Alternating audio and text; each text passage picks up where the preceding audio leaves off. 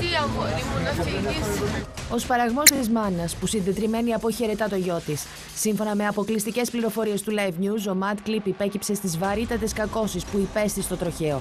Ο θάνατος του όμως πιθανότατα δεν ήταν ακαριαίος. Σύμφωνα πάντα με κάποιες πληροφορίες, βρέθηκαν στα ημιθωράκια και αιματοπήγματα, που σημαίνει ότι για κάποιο μικρό χρονικό διάστημα έστω, ο άτυχος νέος δεν έχασε ακαρία τη ζωή του, αλλά για λίγα λεπτά είχε επιζήσει. Πληροφορίες του Live News αναφέρουν ότι ο δημοφιλής τράπερ έφερε πολλαπλά συντριπτικά κατάγματα, τα οποία ήταν μη αντιμετωπίσιμα.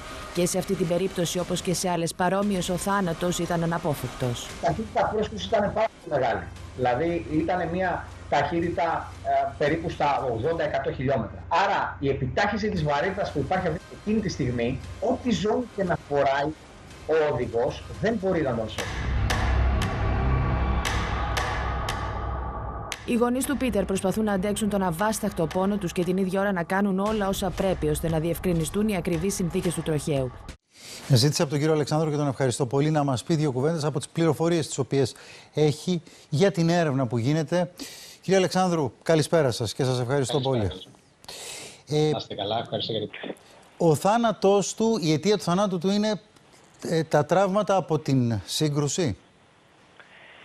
Καταρχάς, με όλο το σεβασμό προς το νεκρό και τα συλληπιτήριά μου προς τους συγγενείς του και όσους όλους τον αγαπούσαν, εδώ έχουμε δύο θέματα τα οποία προκύπτουν. Το πρώτο θέμα είναι η δυναμική του ατυχήματος, το οποίο δεν άπτεται στην ιατροδικαστική επιστήμη, και το δεύτερο είναι καθαρά το ιατροδικαστικό το κομμάτι.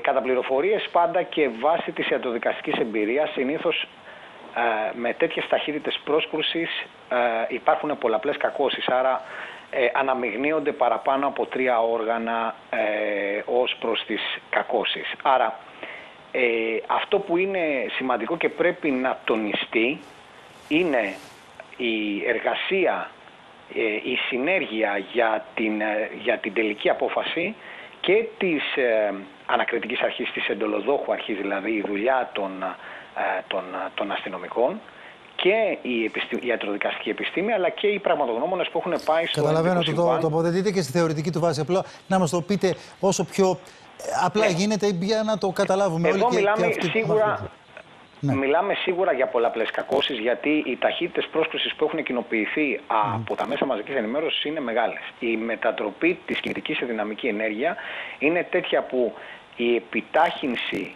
της βαρύτητας δεν υπάρχει περίπτωση άνθρωπος να μην τραυματιστεί σοβαρότατα. Το ερώτημά μου όμως είναι το εξής, από τις πληροφορίες που έχετε. Όταν ο άνθρωπος αυτός χάνει τον έλεγχο, είναι καλά, μήπως έχει πάθει καρδιακό επεισόδιο, μήπως έχει πάθει κάποιο εγκεφαλικό, μήπως υπάρχει κάτι άλλο δηλαδή που τον κάνει να χάσει τον έλεγχο, ή είναι ο κακός υπολογισμός? Είναι ένα ερώτημα το οποίο έχει τεθεί πολλάκις. Η ιατροδικαστική εμπειρία σε τέτοιες περιπτώσεις, εφόσον υπάρχουν προφανείς αιτίες θανάτου, δεν συνηθίζει να διενεργεί ιστολογικές εξετάσεις, παρά μόνο τοξικολογικές. Άρα εδώ, εάν πιο πριν το άτομο είχε υποστεί μία ισχαιμία, αυτό σαφώς και δεν μπορούμε να το γνωρίζουμε, φαίνεται να χάνει τον έλεγχο, όμως εάν ο έλεγχος απολέστηκε γιατί συνέβη κάτι στον οργανισμό του ατόμου, αυτό δεν μπορούμε να το γνωρίζουμε σίγουρα. Γιατί η συνήθις διαδικασία, επαναλαμβάνω, η συνήθις διαδικασία σε προφανή αιτία θανάτου, σε βίο θάνατο όπως είναι το δικό τροχαίο ατύχημα, είναι η διενέργεια τοξικολογικών και όχι ιστολογικών εξετάσεων. Καταλαβαίνω τι λέτε. Πρέπει να υπάρχουν άλλοι παράγοντες ίσως για να... να ρωτήσω τώρα για τις τοξικολογικές, γιατί αυτό είναι ένα κρίσιμο πράγμα. Πότε εκτιμάτε ότι μπορεί να έχουμε το αποτέλεσμα? Η εκτίμηση είναι μια, όπως και σε όλες τις περιπτώσεις, είναι περίπου λόγω της παρόδου και του φόρτου εργασίας περίπου στις 3 με 4 εβδομάδες.